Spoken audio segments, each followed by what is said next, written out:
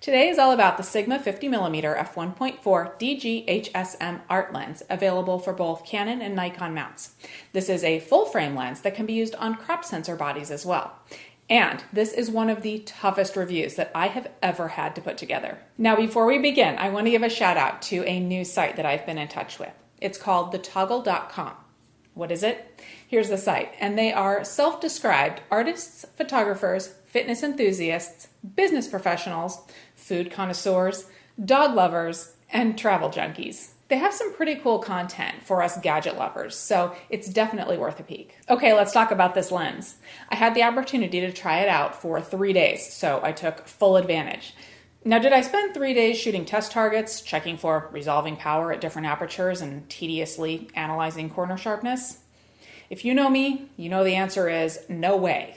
I took this baby out into the field in and around beautiful Flagstaff, Arizona, a town which right now is transitioning from winter to spring, which is one of my favorite times to be outdoors with a backpack and a camera. So, the world was my lab.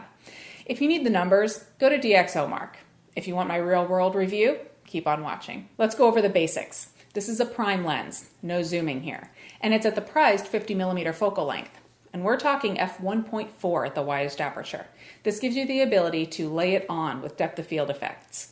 It also requires your technique to be spot on, or you could end up focused on something, but you might not be entirely certain what you're focused on. This is a large lens with larger glass elements than any non-telephoto prime that I've used before.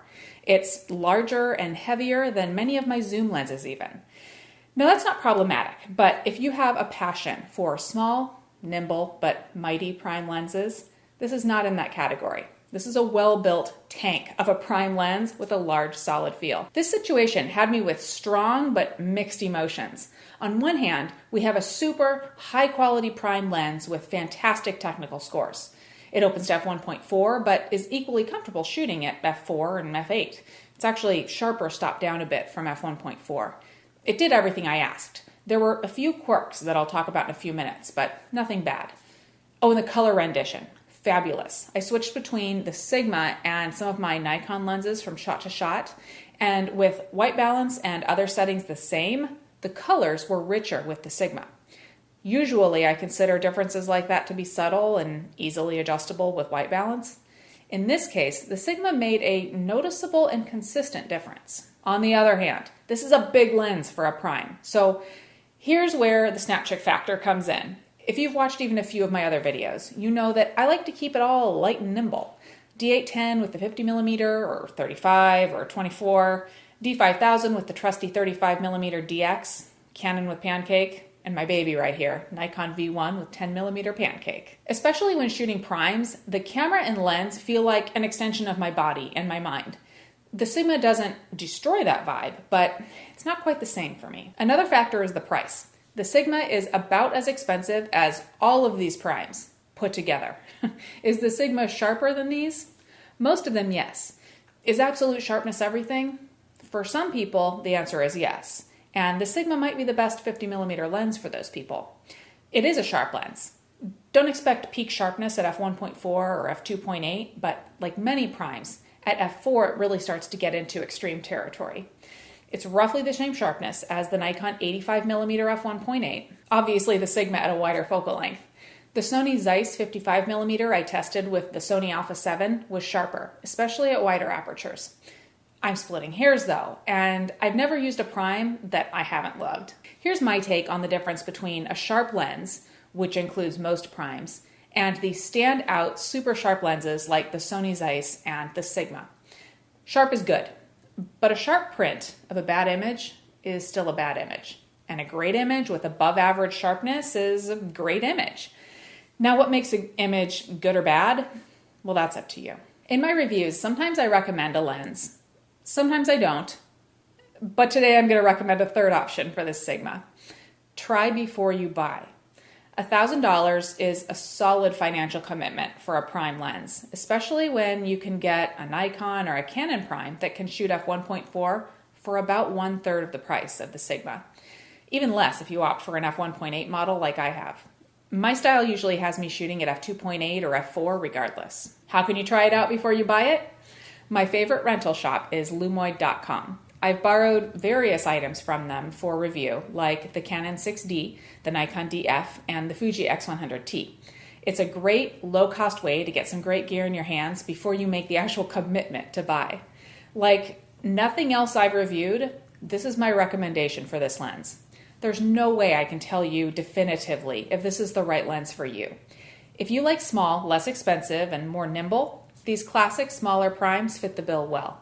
If you are a connoisseur of sharpness, don't mind the extra weight and cost, and you will shamelessly pixel peep your images at all aperture settings, this Sigma may be a worthy addition to your collection. So now what did I think for me?